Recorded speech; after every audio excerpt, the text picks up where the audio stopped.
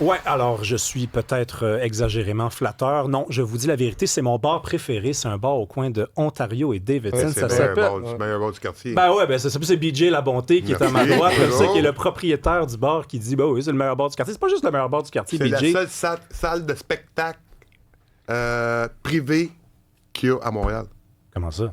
Mais dans Hochelaga Maisonneuve, c'est sûr. OK, dans Hochelaga Maisonneuve, Ouais. parce que des salles de spectacle privées, Non, j'en connais une couple, privé, par contre. c'est la seule dans Hochelaga Maisonneuve. Mais donc, racontez-moi cette histoire-là. C'est un bar au coin de Ontario-Davidson.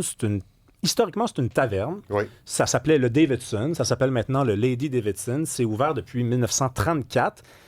Donc, le père, la bonté, le fils. Ici, j'ai Jean-René Trudel qui est barman ici. JR. Mon bon ami JR JR la star. OK. C'est quoi ça, le Davidson? Qu'est-ce que ça représente dans le quartier, BJ? Mais ça représente, c'est un des plus vieux bars, comme tu peux savoir.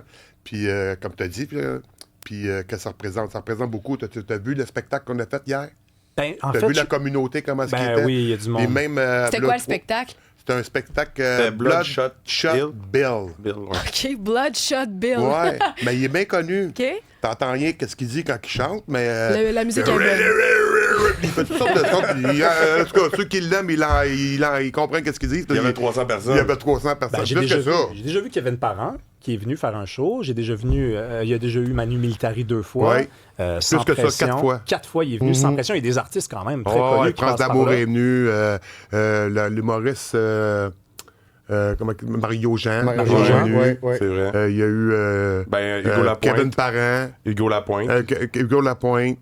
Puis historiquement, Ouais. c'est un Venu. bar. Ça ouvre à 8 h le matin, ça ferme à 3 h. Ouais. C'est un vrai bar avec des piliers de bar. Il y a Ouais. toujours le même monde à la même place, qui ont leur tradition. Il y en a Mais le tout fun, le temps je le trouve. même monde, je trouve pas, parce que depuis qu'on a fait des rénovations puis qu'on fait des spectacles, il est pas mal plus connu. Puis la clientèle, des fois, moi, Ça a j'arrive changé. là, ça fait comme 40 ans que c'est à nous.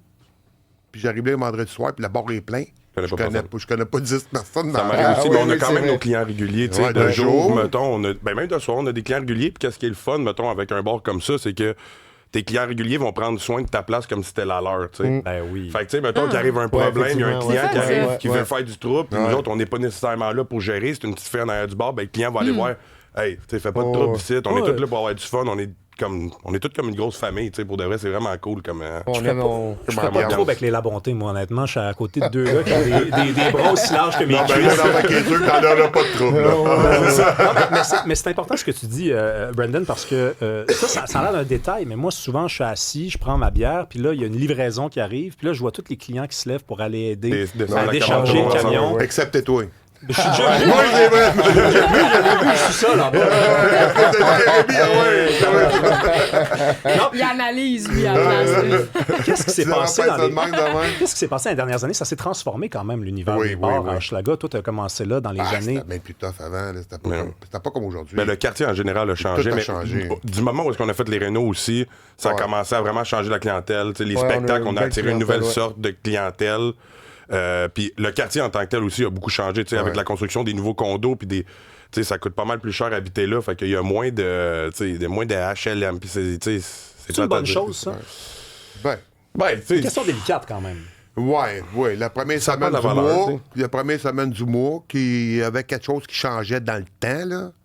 Mais aujourd'hui, là, on change voit plus plus la grand-chose. différence. Il y a des Moi, jeunes... quand j'ai commencé à travailler là, à 42 ans, ça fait... il y avait un calendrier avec les, Ah ouais, le qui premier disait du mois, la première semaine, là, c'était- quand est-ce que les chèques allaient Ah, rentrer. C'est ça qui arrive. Quand tu montant. planifies les finances et la croissance de l'entreprise, oui. tu capitalises beaucoup sur cette date-là dans le Ah, monde. ouais, effectivement. La première semaine était payante. Mais qu'est-ce qui s'est passé aussi avec les filles? Parce que c'est un, tu sais, les tavernes, on disait avant les années 80, la loi c'est 1986, il n'y avait pas accès aux tavernes, les femmes. Vous, c'est en 81 au Davidson, vous avez été des pionniers, des Oui. visionnaires. 5 Oui. ans auparavant, vous avez dit aux filles, rentrez. Rentrer. Puis quand quand il y ça- avait une fille qui allait aux toilettes, on mettait quelqu'un à la porte pour pas qu'il rentre, pour qu'elle puisse faire ses besoins tout seul. Il y avait qu'une toilette des gars, il n'y avait pas de toilette des femmes. Mais même au moment que c'était une taverne, la taverne d'Avetune, avant que ça appartienne à notre famille, appartenait à une femme. Ouais. C'était une taverne. Elle avait pas le droit de rentrer, mais c'était son. Wow, c'était ok. sa C'était taverne. vraiment un Vraiment, marié. ouais. Hey, c'est vraiment. drôle, ça. Elle s'est Ouais. dit, moi, je m'en fous, je vais rentrer Ah ouais, d'une autre elle manière, va tu faire sais. de l'argent, toi. Je peux pas Ouais, rentrer, ouais, mais c'est ça. donnez-moi la votre Ouais, c'est pièce. exactement. JR, toi, t'es barman là-bas. Ouais. Tu donnes un show, toi. Écoute, moi, le matin, midi, soir, je suis dévoué.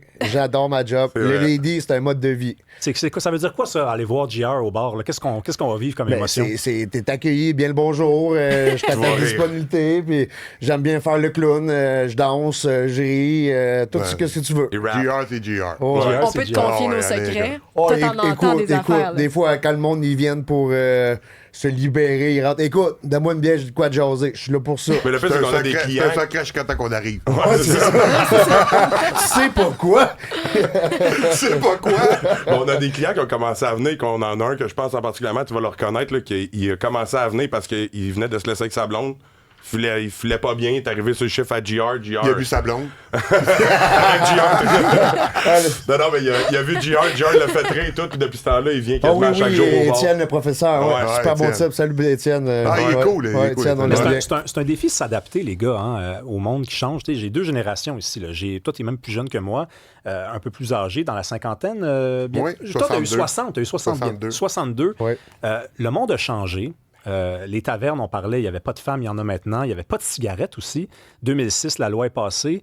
Comment les gens s'adaptent, les clients? Est-ce que les clients s'adaptent à ça? Une taverne avant, là, c'était comme un sanctuaire. Maintenant, c'est rendu. Il faut qu'on ouvre ça plus aux jeunes qui sont peut-être plus attachés à cette façon-là d'entendre les bars, de voir les bars. Comment on fait pour durer dans le temps? Ben, faut suivre l'évolution. Ouais, Faut suivre la vague. suivre la vague. Ouais, suivre la vague. Faut suivre En c'est plein ça. ça. C'est comme ça, par 4 L'adaptation. fois qu'on rénove. Moi, depuis qu'on l'a, on a rénové d'abord 4 fois pour suivre la tendance. Les T'as gens, pas le choix. en 2006, quand la cigarette était interdite, est-ce ça avait été compliqué de leur dire qu'il fallait sortir Ben, maintenant? au début, ben moi, ça faisait 2 ans que je travaillais plus là à cause de ça.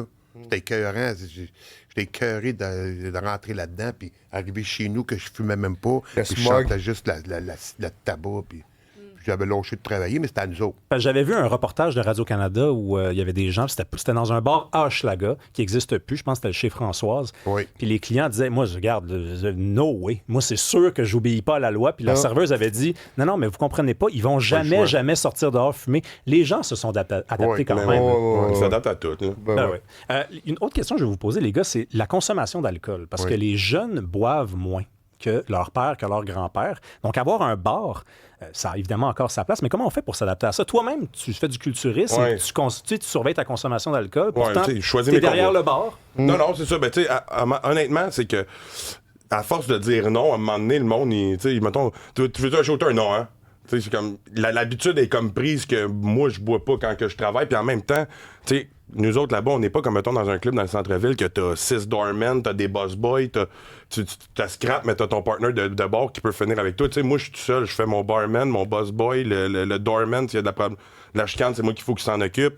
Tu sais, fait que faut quand même que ma tête soit là. J'ai pas de place à me saouler puis à En être... général, les jeunes, ils boivent moins qu'avant. Ben mais moi, je dirais que ils boivent peut-être moins de régulièrement. bière, mais Moins régulièrement, peut-être. plus de fort. liquide de fort. Ouais, c'est sûr que c'est le fun de faire la fête, mais pas boire, c'est sûr, ça fait plus professionnel derrière un bar, là, ça fait plus sharp, là, t'es plus à ton affaire, t'es plus concentré. Mais t'es vraiment léger, fatigué ouais. à la fin, par exemple. Ouais. Ben oui, mais Avec du monde sous, c'est Ouais, jamais ouais. personne intelligent. hein, tu sais. Non, ben justement, c'est des gars qui sont conscients de ça, mais qui doivent quand même continuer de faire en sorte que ce soit le party. Ben oui. Comment on fait pour continuer de faire le party quand on décide qu'on surveille un petit peu sa consommation? JR, ça fait combien de jours que t'as pas bu? 68 jours aujourd'hui. 68 jours, Ouais, quand même. un jour à la Yes, sir, fois. yes, sir, Merci les boys, yes. merci, j'apprécie. Merci. Ah, ouais, c'était ça ou ben non? Une de chat, Tombait c'est ça ça. va régulier. Ben, hey, tantôt, on a reçu une question parce qu'on parlait avec un autre propriétaire de bar avant que vous Ouais. arriviez, qui est le propriétaire du Midway, entre autres, puis du Miller. Puis il y a des gens qui nous demandaient si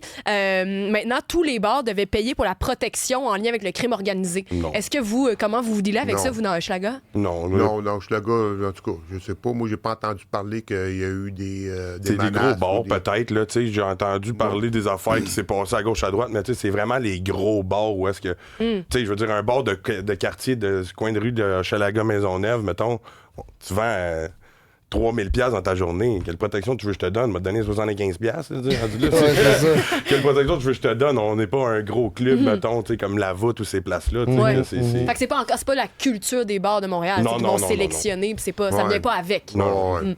Puis Hochelaga a la réputation quand même de ça. C'est pas pour rien qu'on vous pose la question, les gars, c'est que les fois, les gens qui disent Hochelaga, c'est tough, c'est trash, ça a beaucoup changé, on l'a dit, mais il y a encore quand même ça. Oui. C'est pour ça que tantôt, je vous demandais, qu'est-ce que vous pensez de ça? Dans le montant, c'était bien plus tough qu'aujourd'hui. Aujourd'hui, c'est rendu pas mal familial. Mais ça ressemblait à quoi dans le temps, justement? Dans le temps, je me battais à tous les jours. Tous les jours. Tous les jours. Il y avait du monde qui se mesurait à toi tous les jours. Quelle mauvaise idée.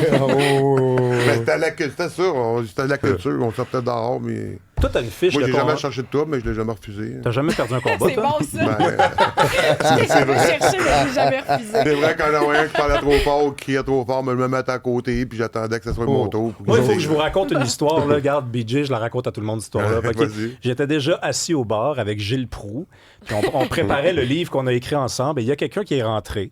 Et BJ l'a reconnu. BJ, le propriétaire du bar, qui était assis à sa table. T'étais là, John, derrière le bar. Et BJ a reconnu le client qui... Moi, j'étais pas là la veille, mais apparemment que ce gars-là était venu la veille, avait commandé quelque chose, l'avait bu, était parti sans payer. Et BJ, tu t'es dit, garde, moi, lui, je le sors de là, j'y donne 10 secondes. Et là, avec ta grosse main, tu as commencé à taper sa table, à faire un compte de 10. 10! 9! Et je sais pas pourquoi le gars, il a voulu se rendre à 2 ou à 3. Moi, à 8, j'aurais fait comme bon. On va aller faire un petit tour. Et là, le gars, à 3, 2, il est pas sorti. Puis là, évidemment, j'inventerai pas le reste de l'histoire. Tu l'as pas sorti physiquement. Tu as été bien poli, mais tu lui as dit, toi, le spérib, tu t'en vas. Le spérib. Parce que le gars, il a fait sur le long pas mal. C'est quoi, c'est un spérib? Un spérib, c'est un morceau de... Des affaires d'un buffet chinois. Pas grand viande après ça. Pas grand viande après ça. Puis le Davidson, donc, c'est ouvert de 8h à 3h du matin. C'est ouvert même quand il y a des pannes d'électricité. Oui, on est ouvert hier, on a eu une panne, hier, on est ouvert 365 jours par année, beau temps, mauvais temps, à Noël, au jour de l'an, à Saint-Jean.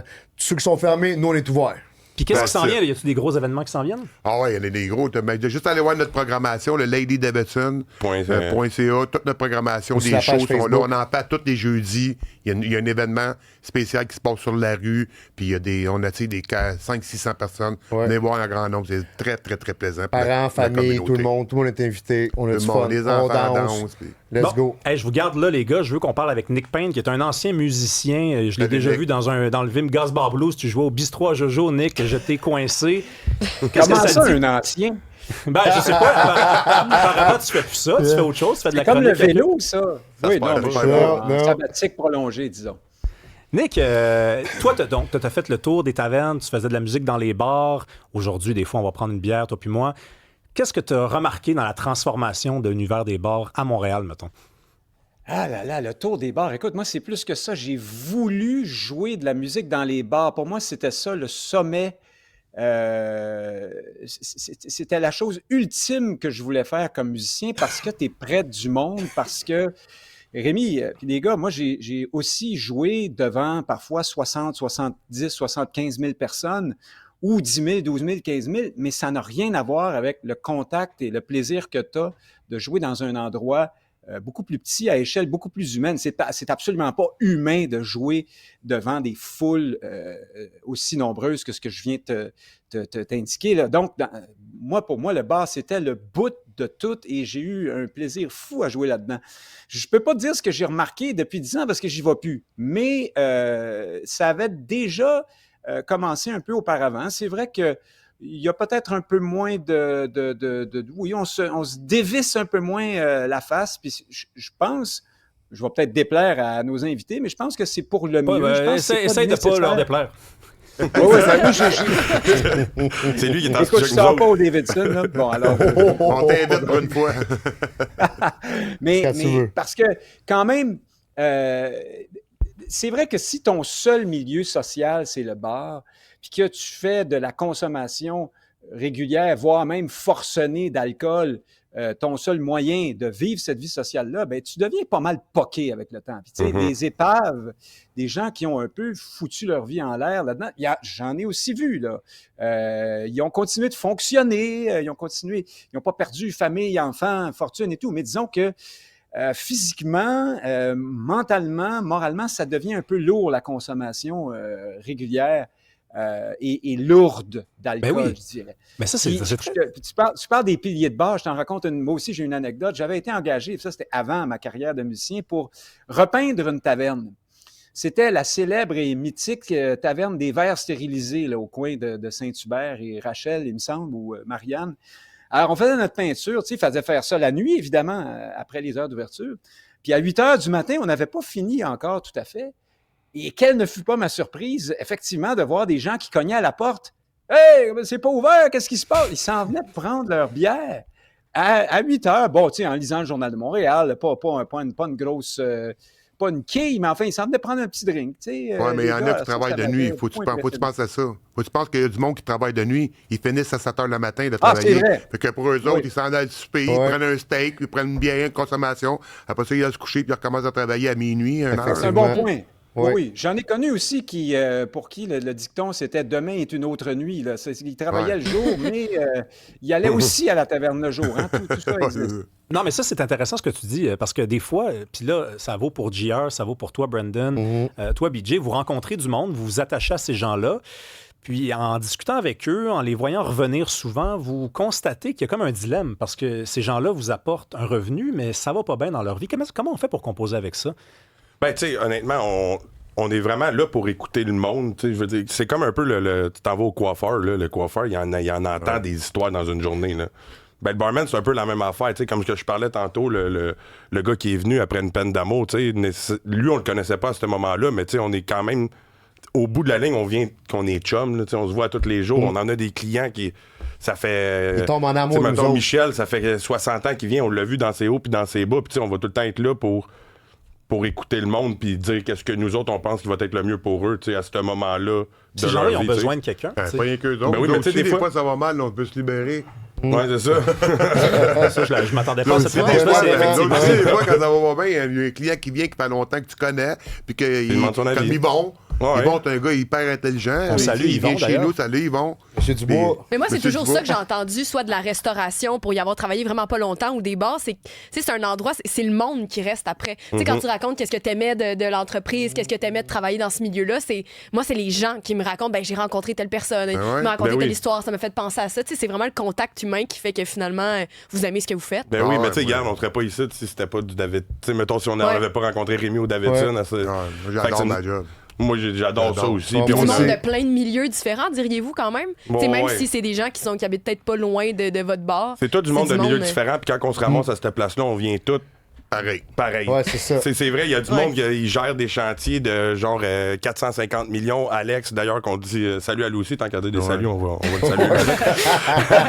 Il y en a bien qui sur la journée quand elle est plate, mais ils viennent voir Brandon puis BG. On les écœure. Des fois, ils ont